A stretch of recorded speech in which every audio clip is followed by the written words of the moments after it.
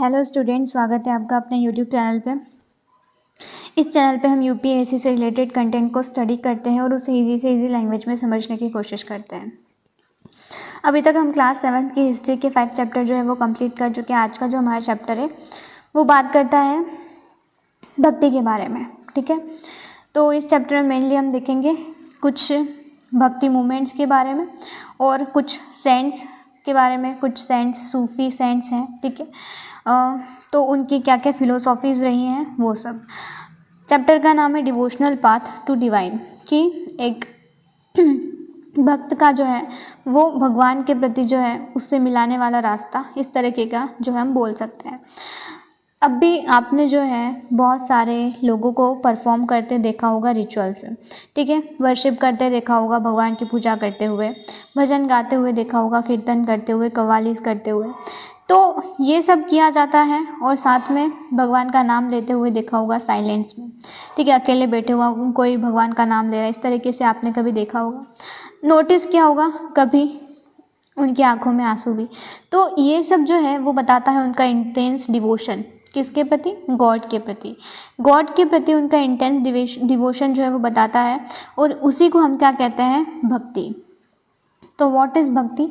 भक्ति जो है वो नथिंग बट एक पर्सन का डिवोशन है उसके डीटी के लिए। डीटी मतलब उसके गॉड के लिए किसी भी भक्त का जो है डिवोशन है, ठीक है, उसका लव है, उसका इंटेंस डिवोशन है, उसे भक्ति कहा जाता है। अब यहाँ पे आती है शुरुआत कैसे होती है भक्ति की। तो जो वर्शिप होती है सर्टेन डिटीज़ की उस समय पे, मतलब मेनली हम बात करें 8th सेंचुरी जो है, वहाँ से इस भक्ति मूवमेंट या इस सूफी मूवमेंट जो है बोला जाए तो इसकी शुरुआत होती है। कब से होती है? 8th सेंचुरी से मेनली शुरुआत होती है भक्ति या फिर सूफी मूवमेंट्स की 8th सेंचुरी में। तो इस 8th सेंचुरी में जब ये शुरुआत होती है तो इसमें क्या होता है कि वर्शिप की जाती है कुछ सर्टेन डिटीज़ की, मतलब कि भक्ति की जाती है कुछ भगवान की, ठीक है, जिनमें से मेनली पॉपुलर है शिव, विष्णु और गॉडेस दुर्गा। ठीक है, इतनी बात। कोई भी लोग हो, कोई भी पर्सन हो, वो ऊपर कास्ट का है, अपर कास्ट का है, या वो लोअर कास्ट का है, वो रिच है या वो पुअर है, कोई मैटर नहीं करता, कोई भी चीज़ मैटर नहीं करती कि वो किस कास्ट से बिलोंग करता है, उसका स्टेटस क्या है। मेन बात ये है भक्ति में सिर्फ कि उसका इंटेंस डिवोशन होना चाहिए अपने डीटी के लिए। दैट इज़, बस इतनी ज़रूरत होती है भक्ति में। भक्ति में नहीं देखा जाता उसकी कास्ट क्या है या उसका स्टेटस क्या है, ये सब चीज़ें।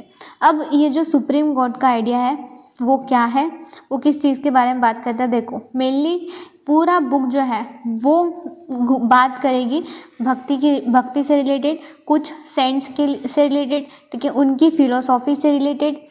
हर किसी का जो होता है, हर पर्सन का अपना एक तरीका होता है, वो भक्ति को किस तरीके से देखता है, ठीक है, वो साल्वेशन को किस तरीके से देखता है।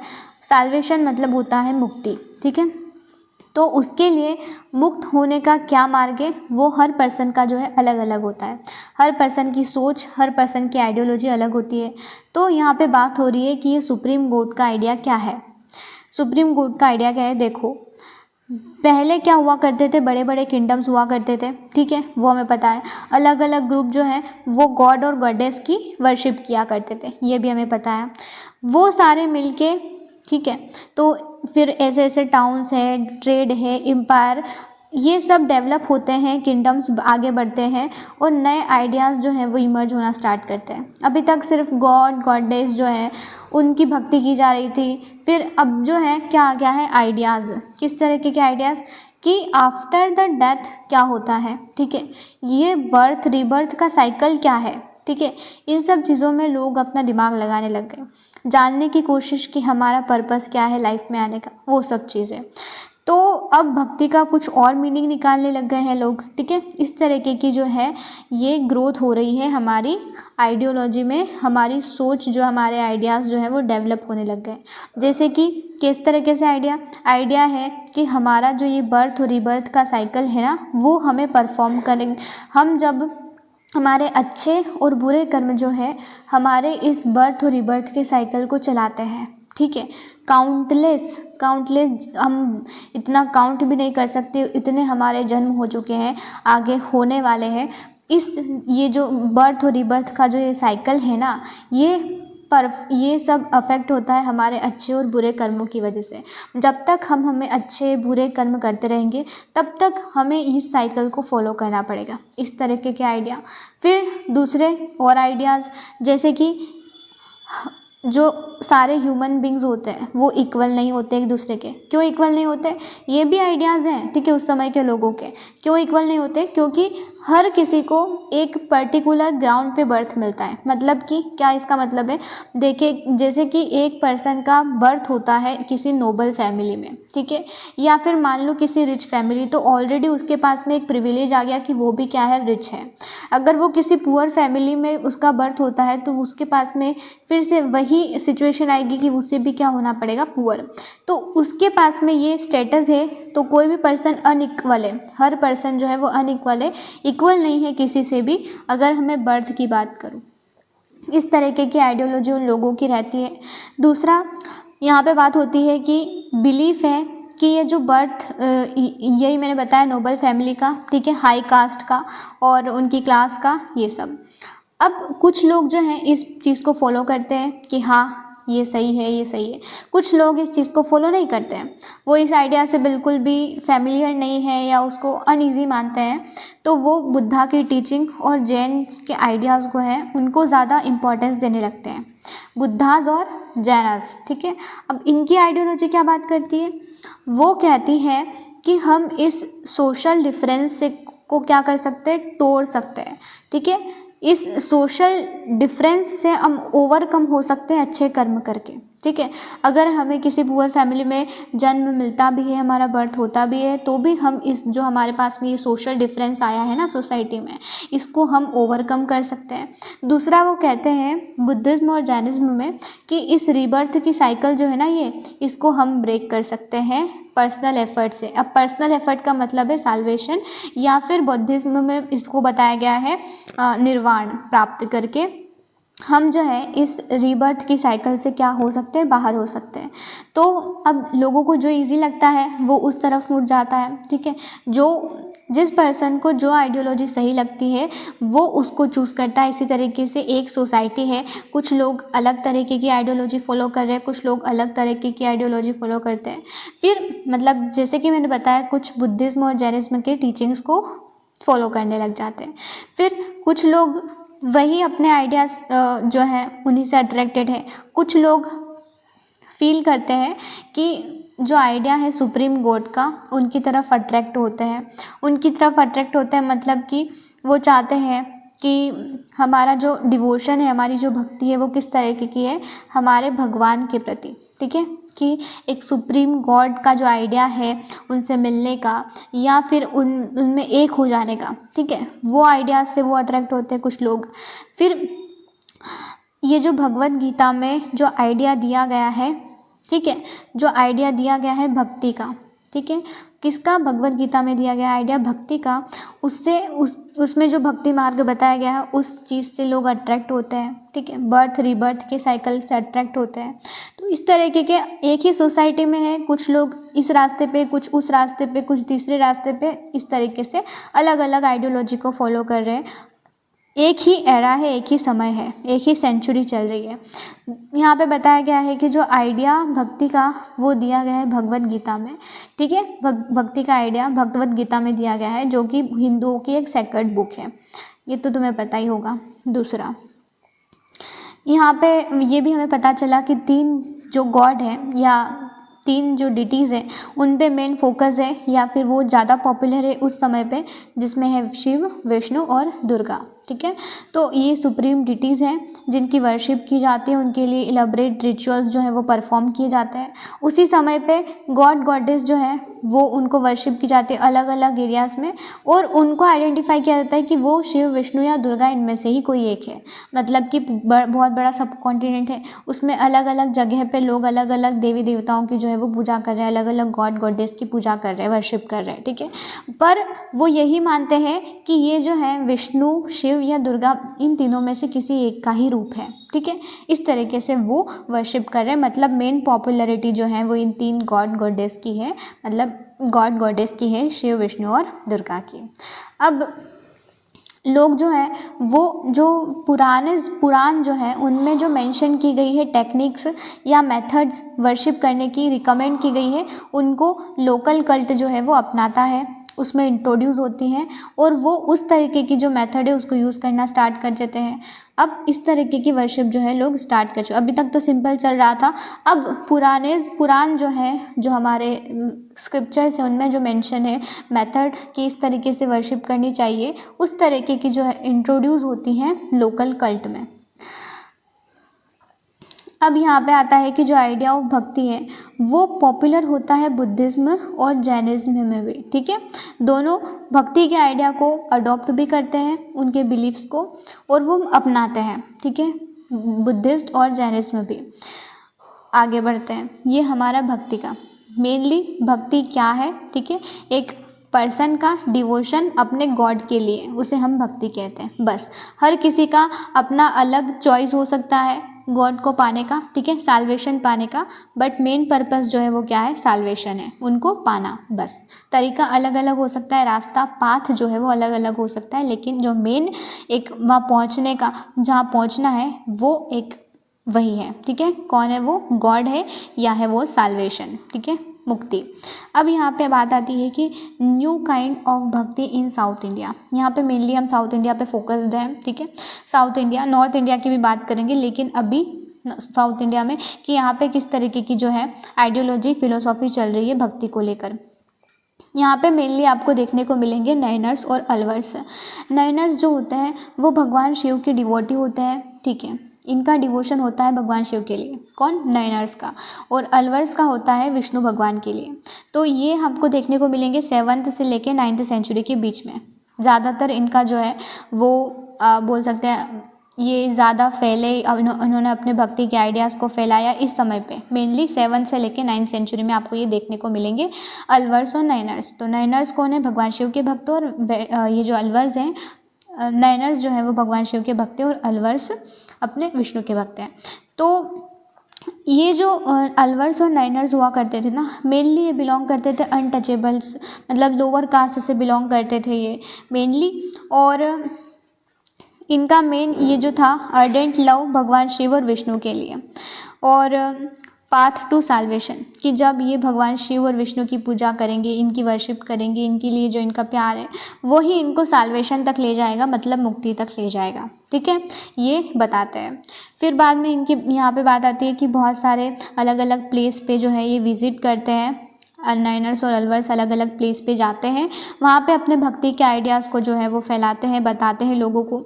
ये लोग जो हैं नैनर्स और अलवर्स वो पोएम्स भी लिखते हैं अपने डिटीज़ की प्रेज़ में, मतलब कि अपने भगवान जो है, अपने गॉड है, उनकी प्रेज़ में, उनकी प्रशंसा में बहुत सारी पोएम्स भी लिखते हैं, वो भी लोगों को सुनाते हैं। फिर म्यूज़िक्स भी कंपोज करते हैं, ठीक है, अलग अलग भजन्स जो हैं, जहाँ जहाँ भी जाते हैं, जिस जिस विलेज में, तो ये अपने जो है आइडिया ऑफ भक्ति है उसको बताते हैं। इस तरीके की जो है इनकी वो फिलॉसफी है। आगे बढ़ते हैं, यहाँ पे हमें नैनर्स और कुछ अलवर्स के बारे में पता चलता है कि हमें अभी तक जो है 63 नोन, मतलब कि जो हमें पता है नैनर्स के बारे में, ठीक है, 63, और जो बिलोंग करते थे मेनली कास्ट बैकग्राउंड जो है उनका क्या है, कुछ पोर्टर्स हुआ करते थे, अनटचेबल्स हुआ करते थे, पीजेंट्स हैं, वर्कर्स हैं, हंटर्स हैं, ब्राह्मण्स हैं, ठीक है, चीफ्स हैं। तो ये सब जो लोग हैं वो क्या हुआ करते थे, नैनर। मतलब अगर इनकी प्रोफेशन की बात करें तो किन किन लोगों, कौन कौन लोग जो है इनको फॉलो करता है, तो उनकी बात हो रही है यहाँ पे। यहाँ पे कुछ अलवर्स की बात की गई है, कुछ पॉपुलर है नैनर जो भगवान शिव के भक्त हैं, जिसमें अप्पर आते हैं, अप्पर, फिर संबंदर, फिर सुंदरर, फिर मणिका वसागर, ठीक है, मणिका वसागर। तो ये 4 आप इनके नाम ज़रूर याद रखना, पूछ सकता है यूपीएससी प्रीलिम्स में कि ये कौन से सेक्ट से बिलोंग करते हैं, कौन से ग्रुप से बिलोंग करते हैं, अलवरा या फिर नैनर। तो आपको पता होना चाहिए कि ये नैनर से बिलोंग करते हैं, ठीक है। यहाँ पे नैनर्स ने कुछ सॉन्ग्स भी कंपाइल किए हैं, जिनका एक आता है आपको नाम यहाँ पे तिवारम और दूसरा है तिरुवक्कम। ठीक है, तेवारम और तिरुवक्कम जो है सॉन्ग्स कंपाइल किए गए हैं नयनर्स के द्वारा। फिर अब हमें 12 अलवर्स के बारे में पता चलता है, 63 नयनर और 12 अलवर। ठीक है, इनमें से इन्होंने जो सॉन्ग्स कंपाइल किए हैं वो है दिव्य प्रबंधनम। ठीक है, वर कंपाइल्ड इनके जो सॉन्ग्स कंपाइल हुए हैं वो दिव्य प्रबंधनम में कंपाइल हुए हैं। और इनके अगर मेनली वो अलवर्स की बात करूँ जो पॉपुलर हैं उनमें से है परियलवर। ठीक है, और उनकी डॉटर अंदल और तोंदरा दिपोड़ी अलवर और नम्मलवर। ठीक है, नाम अजीब अटपटे हैं थोड़े से, लेकिन तुम्हें इसका याद रखना है कि ये जो है वो अलवर हैं, अलवर जो ग्रुप है उससे बिलोंग करते हैं। और इनके जो सॉन्ग्स हैं वो कंपाइल हुए हैं दिव्य प्रबंधनम में। ठीक है, आगे अब यहाँ पे एक टर्म दी गई है हेजियोग्राफी। तो हेजियोग्राफी क्या होती है? पहली बात तो हेजियोग्राफी जो है वो राइटिंग्स होती है जो किसी सेंट मतलब साधु के जीवन पे लिखी गई हो। ठीक है, जिस तरीके से बायोग्राफीज लिखी जाती है, ऑटोबायोग्राफीज लिखी जाती है, उसी तरीके से ये हेजियोग्राफी है जो कि सेंट के जीवन पे लिखी जाती है। सेंट मतलब किसी साधु के जीवन पे लिखी गई है, उसे हेजियोग्राफी कहा जाता है।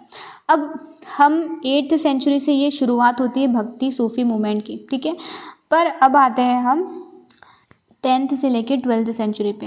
10th से लेके 12th सेंचुरी पे यहाँ पे चोलास पांड्यास बड़े बड़े टेम्पल्स बनवाते हैं।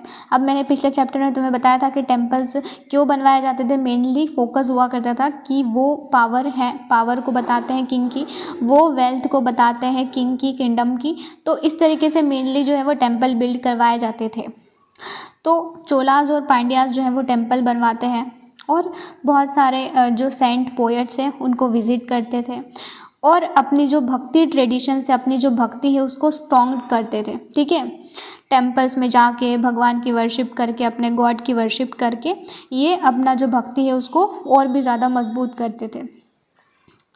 इनके अलावा अगर मैं बात करूँ तो हेजियोग्राफीज भी लिखी जाती थी नयनर्स और अलवर्स के ऊपर। ठीक है, तो अभी तक तो हमें पता चलता है कि लिखी जाती थी चीज़ें ये नयनर्स और अलवर्स लिखते थे। किसके लिए? अपने गॉड की प्रेज में लिखते थे ये।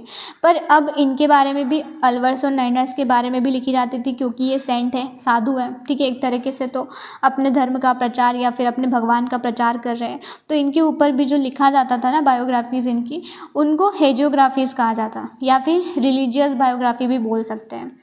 बाकी नीचे दी गई चीज़ हमारे लिए इम्पॉर्टेंट नहीं है, ठीक है, पढ़ लेना, लेकिन नॉट फॉर यूपीएससी।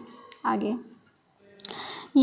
फिलोसॉफी और भक्ति की बात करते हैं। मैंने बताया ना हर पर्सन की अलग अलग आइडियोलॉजी होती है, अलग अलग फिलोसॉफी होती है कि वो भक्ति को किस तरीके से देखता है, वो साल्वेशन को किस तरीके से देखता है। इस तरीके से हमारे यहाँ पे 2-3 लोगों की बात हुई है, जैसे शंकर से मतलब है शंकराचार्य, जिनके बारे में तुमने पढ़ा होगा, सुना होगा। ठीक है, ऑब्वियसली शंकराचार्य जो कि मोस्ट इन्फ्लुएंशियल फिलोसोफर हैं इंडिया के। ठीक है, मोस्ट इन्फ्लुएंशियल फिलोसोफर। अब इनका जन्म होता है केरला में 8th सेंचुरी में। केरला में 8th सेंचुरी में ये अद्वैत के एडवोकेट है। ठीक है, अद्वैत जो है वो इनकी मतलब फिलोसॉफी है अद्वैत। इस तरीके से तुम समझ सकते हो। अद्वैत के बारे में मैं तुम्हें बताऊंगी, लेकिन डॉक्ट्राइन ऑफ वननेस में बिलोंग करते हैं। इंडिविजुअल सोल है, सुप्रीम गॉड है जो कि अल्टीमेट रियलिटी है। ठीक है, मतलब ये बोलते हैं कि ब्रह्म जो है वो सिर्फ एक है और वो अल्टीमेट रियलिटी है। ठीक है, एक वननेस ऑफ इंडिविजुअल सोल में ये बिलोंग करते हैं। मतलब कि अद्वैत का मतलब यही है कि सिर्फ एक जो है वो गॉड है, यूनिवर्सल सोल है, एक सुप्रीम गॉड है, वो है इनके ब्रह्म। ठीक है, तो ब्रह्म जो है वो सिर्फ एक अल्टीमेट रियलिटी है, फॉर्मलेस है। ठीक है, कोई उनका फॉर्म नहीं है, कोई एट्रीब्यूट नहीं है। फॉर्म मतलब कि कोई एक तरीके से वो दिखते नहीं है, मतलब फॉर्मलेस है, बिना शेप मतलब बिना शेप के हैं वो। इस तरीके से जो है वो बताते हैं शंकर अपने अद्वैत के बारे में।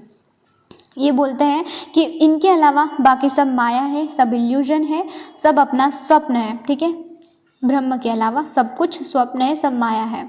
ये अद्वैत की डॉक्ट्राइन है। अब दूसरे जो है फिलोसोफर वो है रामानुज। ठीक है, इनकी आइडियोलॉजी क्या है, इनकी फिलोसॉफी क्या है? रामानुज जो है वो बॉर्न होते हैं तमिलनाडु में। कहाँ पे? तमिलनाडु में बॉर्न होते हैं 11th सेंचुरी में। मतलब जो ये हमारे शंकराचार्य हुए उनके 2 साल बाद इनका जन्म होता है। सॉरी 200 साल बाद, ठीक है, 11वीं सेंचुरी में।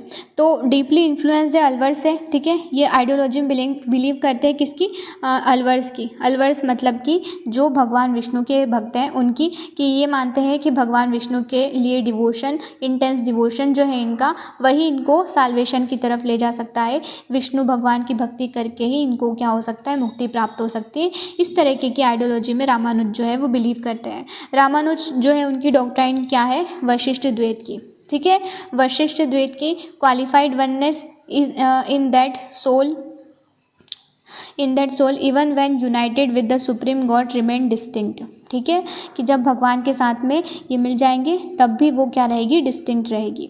तो ये बोलते हैं कि भगवान विष्णु की भक्ति करके इनको साल्वेशन मिल सकता है, भगवान के साथ में एक होकर, ठीक है। आगे बढ़ते हैं। तीसरे हमारे फिलोसोफर हैं वो हैं बासवन्ना।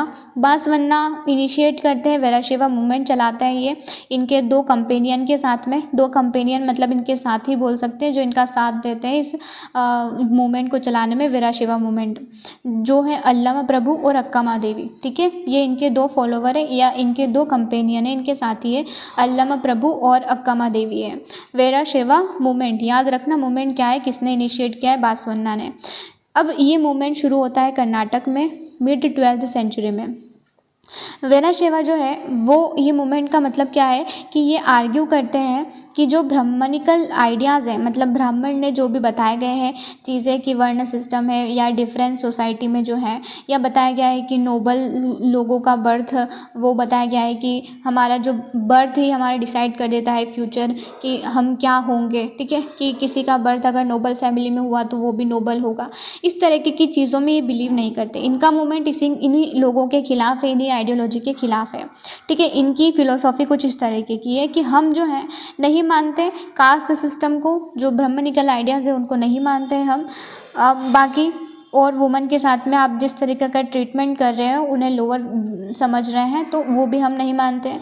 हम सारे रिचुअल्स जो हैं और वर्शिप, आइडल वर्शिप के खिलाफ है, ठीक है। ये आइडल वर्शिप के खिलाफ है, याद रखना। इनकी फिलोसॉफी भक्ति के लिए क्या है, वीराशैव मूवमेंट में बासवन्ना, ठीक है। तो आइडियोलॉजी क्या है, आइडल वर्शिप के खिलाफ है, रिचुअल्स को फॉलो नहीं करते हैं। आगे बढ़ते हैं। अब भक्ति मूवमेंट डेक्कन में, ये साउथ इंडिया की थी हमारी पूरी, ठीक है। साउथ इंडिया में कौन कौन थे, साउथ इंडिया में हमारे फर्स्ट जो थे वो अलवर्स और नयनर्स, ठीक है। फिर हमारे थे शंकराचार्य, फिर हमारे एक और नाम याद नहीं आ रहा है, रामानुज, और फिर एक और हमारे जो है अभी बात की हमने बासवन्ना की, ठीक है। तो इन 4 लोगों की हमने बात की है, 4-5 लोगों की। आगे बढ़ते हैं डेक्कन में। साउथ इंडिया से आ गए हैं डेक्कन में। यहाँ पे भक्ति मूवमेंट में क्या फिलोसॉफी लोगों की देखो, 13 से 17 सेंचुरी, 13 से लेके 17वीं सेंचुरी की बात हो रही है यहाँ पे। तो महाराष्ट्र में, ठीक है, मेनली महाराष्ट्र में फोकस किया जाए, अगर डेक्कन एरिया देखा गया है तो महाराष्ट्र में फोकस किया जाए तो यहाँ पे कौन से भगवान की पूजा की जा रही है, विट्ठल, ठीक है, जो कि इनका टेम्पल भी है पंढरपुर में। और विट्ठल जो भगवान है वो भगवान विष्णु का ही एक फॉर्म है, ठीक है। मैंने बताया ना कि भले ही उनके नाम अलग होंगे, पूरा सब कॉन्टिनेंट पूरा इंडिया है तो उसमें अलग अलग भगवान की पूजा कर रहे हैं लोग, लेकिन वो मानते हैं कि ये किसी, इन तीनों, जैसे कि शिव भगवान या विष्णु भगवान या दुर्गा देवी जो है, इनमें से किसी एक का फॉर्म है, ठीक है। तो इसी तरीके से जो विट्ठल भगवान है वो भी भगवान विष्णु का एक फॉर्म है। इनका टेम्पल है पंढरपुर में। यहाँ पे कुछ सेंट है, ठीक है, जो इनको फॉलो करते हैं, मानते हैं कि भगवान विट्ठल की जो भक्ति करके इनको साल्वेशन मिल सकता है या फिर मिलेगा। जैसे कि इनमें से कुछ सेंट की बात की जा रही है, ध्यानेश्वर, नामदेव, एकनाथ, तुकाराम, सकुबाई। याद रखना इनका नाम, ठीक है, कि ये बिलोंग करते हैं और महाराष्ट्र से, और महाराष्ट्र में फॉलो करते हैं विट्ठल भगवान को, ठीक है। अब सारे फॉर्म ऑफ रिचुअल को तो रिजेक्ट कर देते हैं ये, मतलब कि ये इस चीज़ में बिलीव नहीं करते कि हम रिचुअल्स परफॉर्म करेंगे या हम अलग अलग, वो बोल सकते हैं ना कि बहुत सारे चीज़ें की पूजा करना, और ये सब चीज़ों में ये मानते नहीं, रिचुअल्स में नहीं मानते, बल्कि हमारा जो लव है, हमारा जो हार्ट है वो पूरा डिवोट होना चाहिए भगवान के लिए, इस चीज़ में ये बिलीव करते हैं। तो ये मानते हैं कि हमारा जो ये सोशल डिफरेंसेस है, ये बर्थ के बेस पे, ये सब चीज़ों को नहीं मानते हैं, सिर्फ मानते हैं तो भगवान को, ठीक है, गॉड को। और गॉड को ही फॉलो करना जो है वो इनकी आइडियोलॉजी है, इनकी फ़िलोसॉफी है। बाकी रिचुअल्स पे ये बिल्कुल फोकस नहीं करते हैं। दूसरा यहाँ पे एक और सेंट की बात हो रही है जो है नरसिंह मेहता, जो कि गुजरात से बिलोंग करते हैं, गुजराती है नरसिंह मेहता, ये भी एक सेंट है, याद रखना। अब तुकाराम जो है वो संत तुकाराम, ठीक है, इन्होंने लिखा है कुछ अभंग। अभंग जो है वो एक हीम है, मराठी डिवोशनल हीम है, जो यहाँ पे लिखा हुआ है, हमारे काम का नहीं है, लेकिन याद रखना तुकाराम ने क्या लिखा हुआ है, अभंग, जो कि एक मराठी डिवोशनल हीम है भगवान के लिए ऑब्वियसली। आगे बढ़ते हैं। यहाँ पे दूसरा ग्रुप है एक और, नाथपंथी, सिद्धास और योगीस। इनकी फिलोसॉफी क्या है, ये बिलीव करते हैं कि मेडिटेशन के थ्रू, ठीक है, योगा के थ्रू, एक्सरसाइज के थ्रू इनको क्या मिल सकता है, साल्वेशन। इनका जो पाथ है साल्वेशन के पास जाने का या भगवान से मिलने का, वो क्या है, योग, ठीक है, मेडिटेशन या एक्सरसाइज। इनके थ्रू ये बिलीव करते हैं कि इनको क्या मिल सकता है, साल्वेशन मिल सकता है। तो इनकी आइडियोलॉजी अलग है। ये भी उसी चीज़ को फॉलो नहीं करते, सोशल ऑर्डर को फॉलो नहीं करते, ब्राह्मणिकल आइडियाज़ को फॉलो नहीं करते। जितने भी आपको फेमस जो भक्ति फिलोसोफर्स मिलेंगे ना, वो वही कि उनको वो ये सब चीज़ें फॉलो नहीं करते ब्राह्मणिकल आइडियाज़, बट जो फॉलो करते हैं वो भगवान को फॉलो करते हैं सिर्फ, या फिर साल्वेशन के लिए उनका जो आइडिया है उसको, ठीक है। वो किसी भी चीज़ को मानते हो, वो मानते हो कि डांसिंग के थ्रू उनको मिल सकता है साल्वेशन, तो उसको फॉलो, या सिंगिंग के थ्रू उन्हें मिल सकता है तो उसको फॉलो करते हैं, ठीक है, या मेडिटेशन के थ्रू मिल सकता है साल्वेशन, मुक्ति, तो उसको फॉलो करते हैं। इस तरीके से जो नाथपंथी, सिद्धास और योगीस हैं, वो यही मानते हैं कि मेडिटेशन के थ्रू, योगासन्स जो है, ब्रीथिंग एक्सरसाइजेज अलग अलग, उनको परफॉर्म करके इनको साल्वेशन मिल सकता है। ये इस पूरे पैराग्राफ में लिखा हुआ है, पढ़ सकते हैं आप। अब इस्लाम और सूफिज्म में हम भक्ति की बात करते हैं। देखो, भक्ति किसी एक रिलीजन से रिलेटेड नहीं है कि सिर्फ हिंदुओं से रिलेटेड है भक्ति, बिल्कुल भी नहीं। भक्ति का सिंपल मैंने मतलब बताया तुम्हें कि जिसमें कोई पर्सन है, उसका किसी गॉड के प्रति एक डिवोशन है, ठीक है, इंटेंस डिवोशन है, लव है, तो हम उसे भक्ति कहते हैं। तो इस्लाम और सूफिज्म में भी यही रूल है कि जो सेंट हो, जो सेंट है वो भी सूफी से कॉमन है, मतलब एक जैसे ही हैं वो, उनकी आइडियोलॉजी, उनकी फ़िलोसॉफी भगवान को लेकर वो एक तरीके से सेम ही है। जैसे सूफीज़ कौन होते हैं, मुस्लिम मिस्टिक्स होते हैं, ये मुस्लिम मिस्टिक्स। सूफीज़ कौन होते हैं, मुस्लिम मिस्टिक्स। ये सारे जो रिचुअल्स हैं वो उनको फॉलो नहीं करते, बल्कि ये वही सेम इनका भी कि भगवान के प्रति इनका लव और डिवोशन, उस पर एम्फेसाइज करते हैं ये बस। और बाकी सारे ह्यूमन बीइंग के साथ में अच्छे से बिहेव करना, उनसे अच्छे से रहना, ठीक है, compassion towards all follow human beings, ठीक है। तो ये उनका जो है मेन मोटिव है भक्ति का, ठीक है, कि हमें भगवान के लिए लव, डिवोशन है, बाकी सारे ह्यूमन बींग के साथ में अच्छी ह्यूमैनिटी है, तो वो उनका फिलॉसफी है।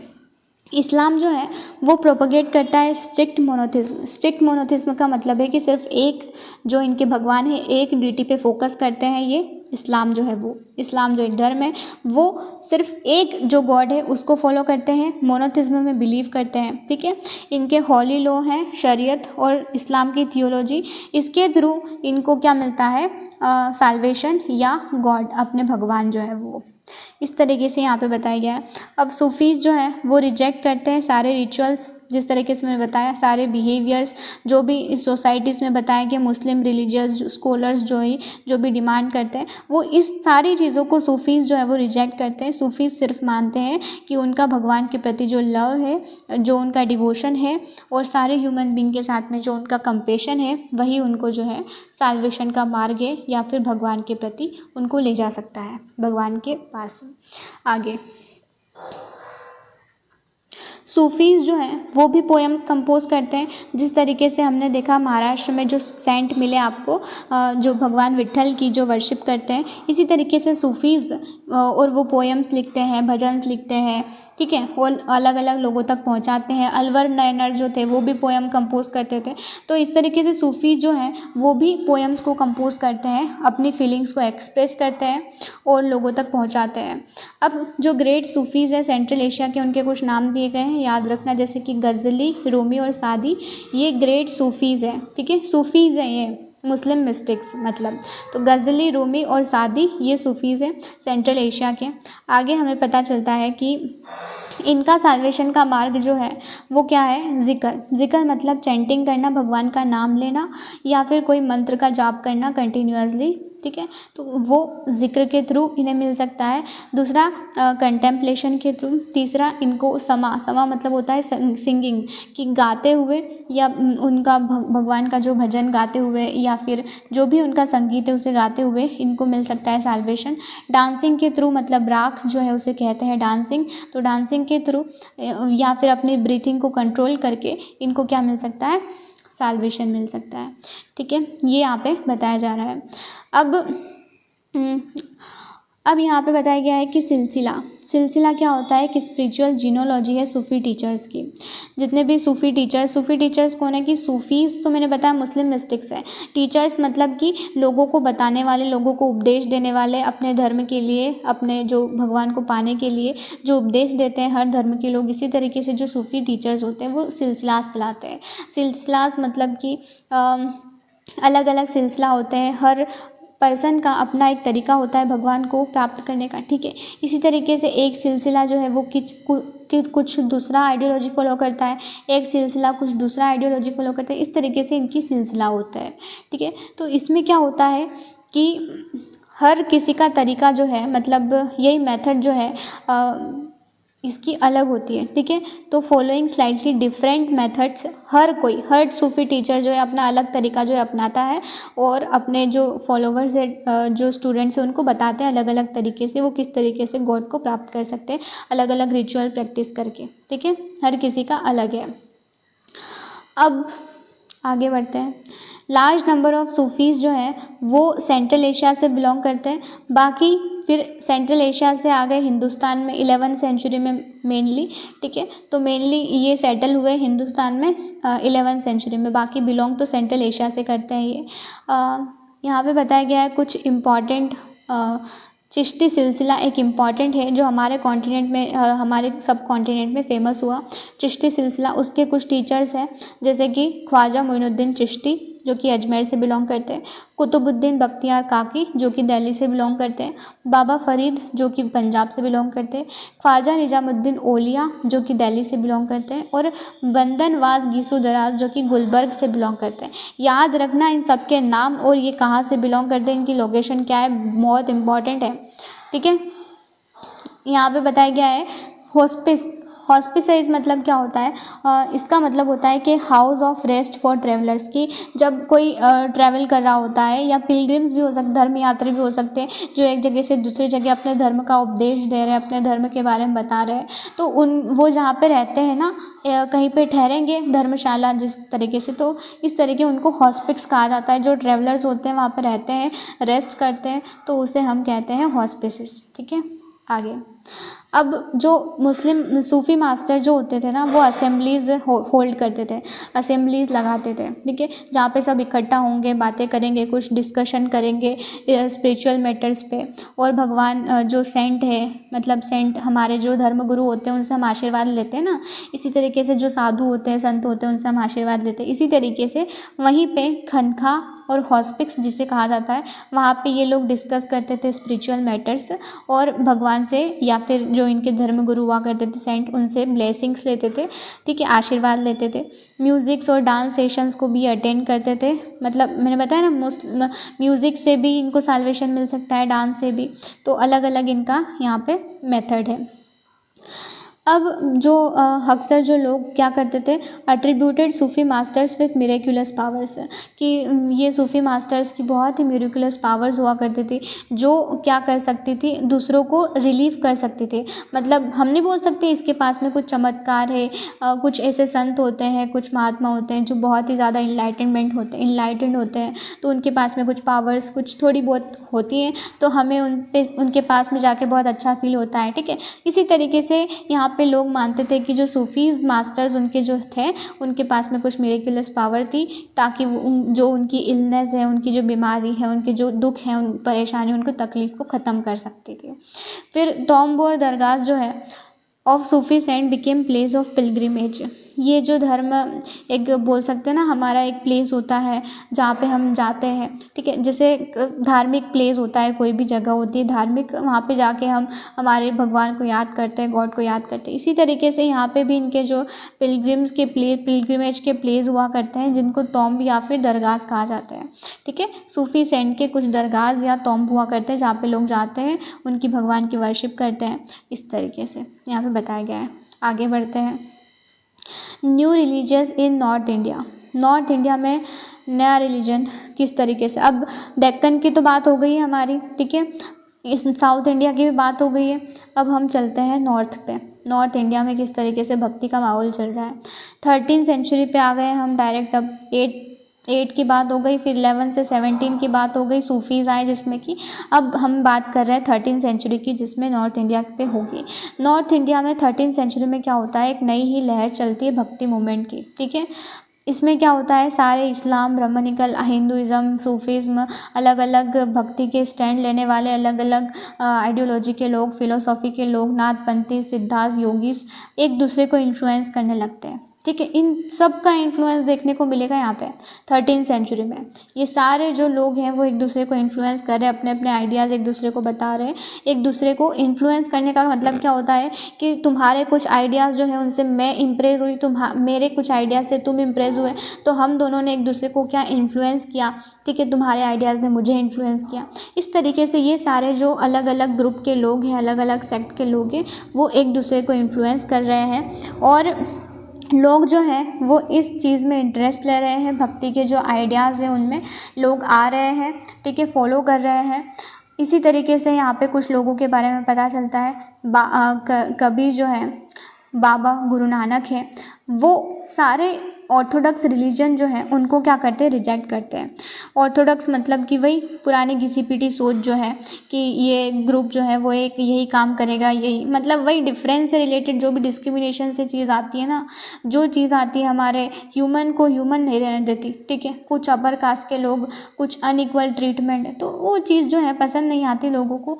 और कबीर और जो बाबा गुरु नानक है वो सारे ऑर्थोडॉक्स रिलीजन को फॉलो नहीं करते, भले ही कोई भी रिलीजन बात कर रहा हो उस चीज़ की, पर वो उनको फॉलो नहीं करते। तुलसीदास भी उनमें से कुछ हैं, सूरदास भी हैं जो बिलीफ और प्रैक्टिस को एक्सेप्ट करते हैं, ठीक है। कुछ फॉलो नहीं करते हैं, कुछ फॉलो करते हैं, जैसे तुलसीदास है, सूरदास है। बाकी कबीर और गुरु नानक जो है वो फॉलो नहीं करते। तुलसीदास जो है उन्होंने लिखी है, उनका कंपोजिशन है एक रामचरितमानस, जो अवधी में लिखी गई है, ठीक है। यूपी की एक लैंग्वेज है, यूपी, ठीक है, उत्तर प्रदेश, उसकी लैंग्वेज है अवधी। उसमें लिखी गई है रामचरितमानस, जिसको किसने लिखा है, तुलसीदास ने। ये कुछ भक्त हैं वो आराम से अपना जो है वो डांस कर रहे हैं, भगवान को प्रसन्न करने की कोशिश कर रहे हैं, ठीक है। मस्त है, अपने एक बोल सकते हैं एक पकड़पन में जो है, भगवान की भक्ति में जो है वो मस्त है। आगे देखते हैं इनके बारे में, कबीर और इनके बारे में देखो। इन्होंने कुछ कंपोजिशन भी है इनके, जैसे सूरदास जो है, सूरदास के बारे में तो हमने बात ही नहीं की, तुलसीदास की बात की कि जिन्होंने रामचरितमानस लिखी है। सूरदास जो है उन्होंने लिखा है, ये भी कृष्णा के डिवोटी है अच्छे से, और इन्होंने लिखा है सूरसागर, सुरसवल्ली और साहित्य लाहिरी, इनके कुछ कंपाइलेशन है, इनकी जो बुक से बोल सकते हैं लिटरेचर है, ठीक है। सूरसागर और सुरसवल्ली और साहित्य लाहिरी अपना जो डिवोशन है वो एक्सप्रेस करते हैं। कुछ लिख के बताता है, कुछ गा के बताता है, कुछ डांस करके बताता है। तो हर किसी का एक्सप्रेशन जो है वो अलग होता है, अपने भक्ति को बताने का, एक्सप्रेस करने का, ठीक है। अब आगे देखते हैं, दादू दयाल जो है वो भी एक सेंट ही है, रविदास मीराबाई भी सेंट है। तो मीराबाई का आपको पता होगा एक स्टोरी कि वो एक राजपूत प्रिंसेस है, जिनकी मैरिज हुई थी एक रॉयल फैमिली, मेवाड़ की एक जो है राजपूत फैमिली, एक रॉयल फैमिली जो है, एक राजा की फैमिली जो है, वहाँ पे इनका जो है मैरिज हुई थी 16वीं सेंचुरी में। लेकिन बाद में मीराबाई जो है वो डिसाइपल मतलब कि शिष्य बन जाती है रविदास की। तो ये भी बहुत ज़रूरी इंपॉर्टेंट बात है कि जो मीराबाई है वो किसकी डिसाइपल है, रविदास की डिसाइपल है, जो कि एक सेंट है, अनटचेबल की कास्ट से बिलोंग करते हैं रविदास। और she was devotee of Krishna. तो ये जो मीराबाई हैं वो कृष्ण भगवान की जो है वो डिवोटी है। फिर कुछ भजन्स भी इन्होंने लिखे हैं मीराबाई ने, ठीक है। अपना इंटेंस डिवोशन इस तरीके से बताती हैं, भजन को गा कर, भजन को लिख कर, ठीक है, अपना जो है भक्ति वो एक्सप्रेस करती है। अब आगे चलते हैं तो हमारे पास में आता है कुछ रीजनल लैंग्वेज, मतलब मोस्ट ऑफ द सेंट जो आपको मिलेंगे ना, साधु जो भी हैं, तो उन्होंने लिखा है, कुछ भी वर्क लिखा है तो रीजनल लैंग्वेज में लिखा है, लोकल लैंग्वेज में, जो कि वहाँ के लोगों को आसानी से समझ में आ सके, ठीक है। कुछ ऐसे लैंग्वेज में नहीं लिखा है जो आसानी से, जो लोकल लैंग्वेज ऑर्डिनरी लोग हैं उनको समझ में ना आए, हर कोई जो है उसको पा सके, उसको समझ सके, ठीक है। बाकी तो और भी इसमें कुछ खास नहीं है, जो इम्पोर्टेंट है मैं वो बता रही हूँ। यहाँ पे बताया गया है जयदेव जो है बंगाल के, उन्होंने गीता गोविंद लिखी है संस्कृत में। ये भी कंपाइलेशन है इनका, भक्ति से रिलेटेड ही है। जयदेव बंगाल के हैं ये, इन्होंने गीता गोविंद लिखी है संस्कृत में, ठीक है, याद रखना। ये यहाँ पे जो मीराबाई है वो अपना एक गाती हैं सॉन्ग, जिसमें वो अलग अलग प्रार्थनाएं जो है वो भगवान से कहती हैं। आगे क्लोज़र लुक ऑफ कबीर। अब मीराबाई से हट के हम कबीर पे जाते हैं। कबीर जो है वो 15th सेंचुरी, 15 से 16 सेंचुरी के बीच से बिलोंग करते हैं। एक मुस्लिम जुलाहा की फैमिली से हैं ये, और मतलब वीवर हैं। साथ में एक बनारस की जो सिटी है उसके पास से ही बिलोंग करते हैं, वाराणसी से, ठीक है। मेनली वाराणसी के पास में जो इनका सेटलमेंट था। मुस्लिम जुलाहा की मेनली जो मुस्लिम जुलाहा है वीवर की जो है फैमिली से बिलोंग करते हैं। 15 से 16 सेंचुरी के बीच में आपको मिलेंगे ये। इन्होंने कुछ साखी और पद लिखे हैं, ठीक है। ये किसी भी रिलीजन को फॉलो नहीं करते हैं, ना ही किसी मुस्लिम या हिंदू रिलीजन को फॉलो करते हैं, लेकिन इनके फॉलोवर दोनों हैं, ठीक है, मुस्लिम्स भी और हिंदू भी हैं। दोनों रिलीजन को इन्होंने क्रिटिसाइज़ किया है, ठीक है। इनकी कुछ कुछ आइडियोलॉजीज, लेकिन मेनली इनका डिवोशन गॉड के लिए है कि गॉड एक है, वो किसी रिलीजन का नहीं है, इस तरीके की इनकी आइडियोलॉजी है। बाकी इन्होंने कुछ साखी पद लिखे हैं। बाद में आगे क्या दिया गया है यहाँ पे, मतलब ये एक जगह से दूसरी जगह घूमना, अपने सॉन्ग्स को कंपोज करना, ये सब ये करते थे। कबीर जो है 15-16 सेंचुरी से बिलोंग करते हैं। मेनली ये क्वेश्चन आ चुका है प्रीलिम्स में कि कबीर जो है उनका प्रोफेशन क्या था, ठीक है। तो वो एक वीवर थे, याद रखना। बनारस की जो सिटी है वाराणसी, वहाँ के पास में ये रहते थे।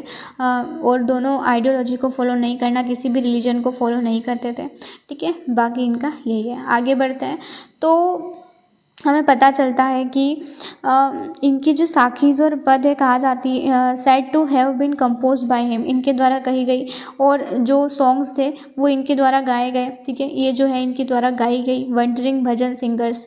तो कुछ इनमें से जो है वो बाद में गुरु ग्रंथ साहिब में प्रिजर्व भी की गई हैं, ठीक है। पंचवाणी है, बीजक है, प्रिजर्व्ड इन गुरु ग्रंथ साहिब, पंचवाणी और बीजक जो है, इनमें इनको क्या किया गया है, प्रिजर्व किया गया है, कलेक्ट किया गया है, याद रखना। यहाँ पे अब आएंगे गुरु नानक के ऊपर। पर थोड़ी सी चीज़ें बची है कबीर के बारे में, कि कबीर की टीचिंग जो है वो पूरी तरीके से बेस्ड थी, कि वो सारे रिलीजन को रिजेक्ट करते हैं, सारे ट्रेडिशन को रिजेक्ट करना उनका काम है। काम नहीं मतलब कि उनकी आइडियोलॉजी है, सही बात है उनकी वैसे भी। और जो सारे बहुत ब्राह्मणिकल इस्लाम, बुद्धिज़्म और हिंदुज़्म और इस्लाम जो है उनको फॉलो नहीं करते हैं ये बात।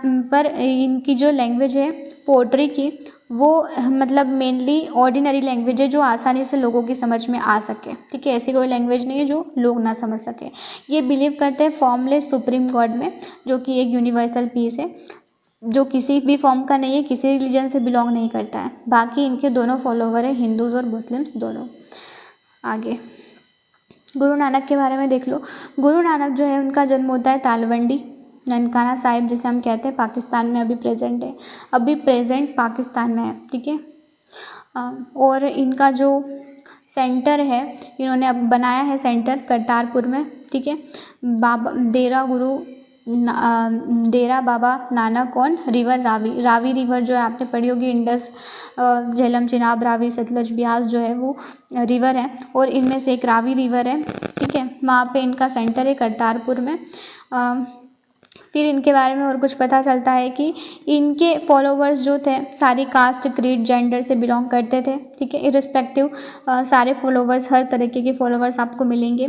साथ में इनके जो फॉलोवर्स हुआ करते थे साथ में मिलके खाना खाते, जो लंगर आज भी चलता है, ठीक है, उसमें खाना खाते। फिर जहाँ पे इनके फॉलोवर्स रहते, मतलब फॉलोवर्स नहीं, बाबा गुरु नानक जो है उनको बोला जाता था, वॉज नोन एज धर्मसाल, ठीक है, धर्मसाल बोला जाता था।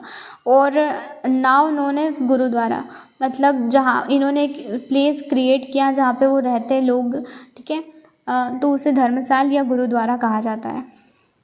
द सेक्रेड प्लेस दस क्रिएटेड बाय गुरु नानक ने एक सेक्रेड प्लेस क्रिएट किया है जहाँ पे आपको इनके जो भगवान है इनकी वो भी मिलेगी, आपको मूर्ति भी इस तरीके का गुरुद्वारा जो है वो।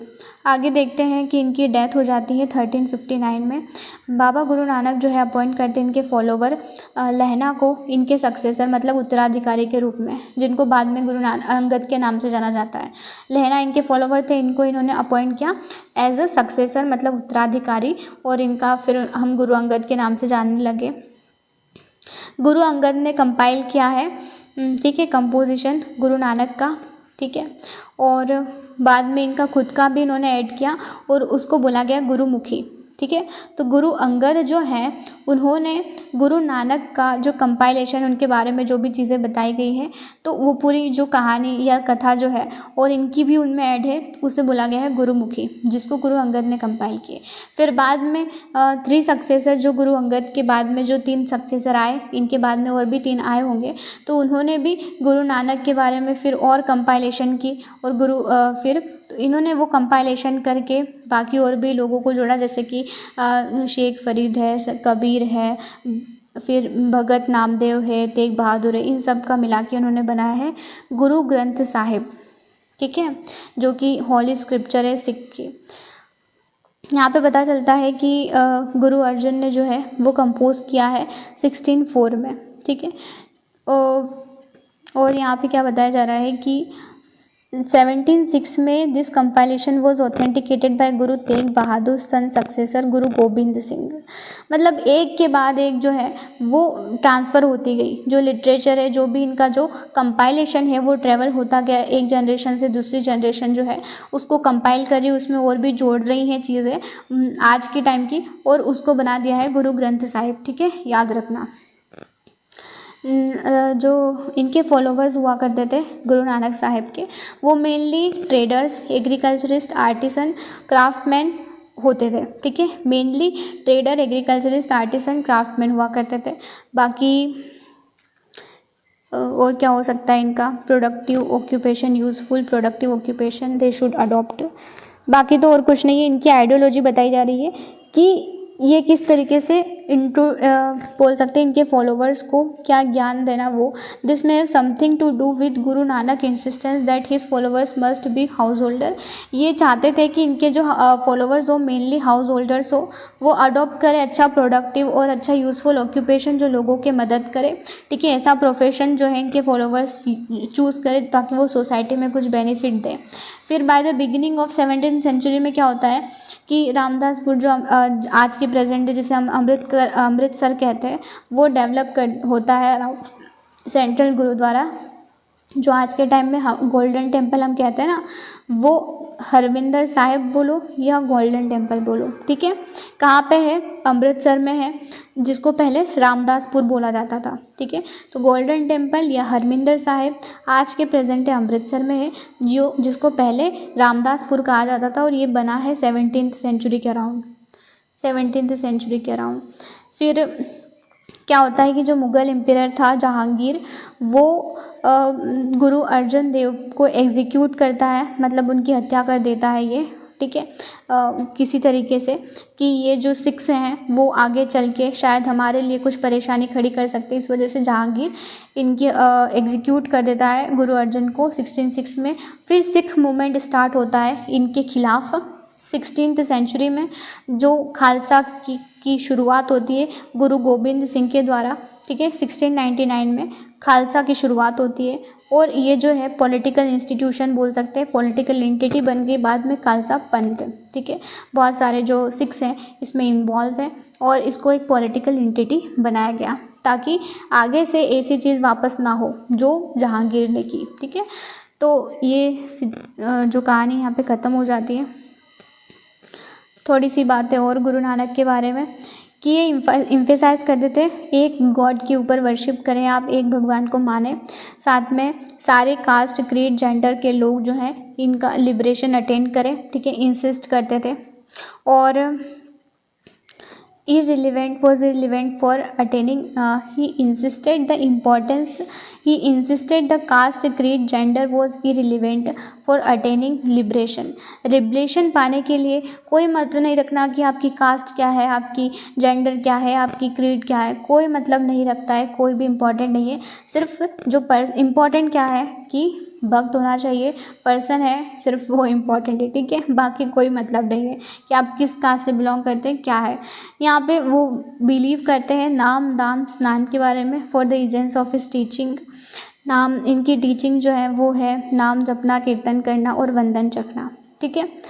फिर मतलब कि राइट बिलीफ और वर्शिप, अच्छा जो है हमारा बिलीफ होना चाहिए, एक अच्छे गॉड के लिए, अच्छे पर्सन के लिए हमारा बिलीफ होना चाहिए, वर्शिप होनी चाहिए, ऑनेस्ट जीवन जीना चाहिए, ठीक है।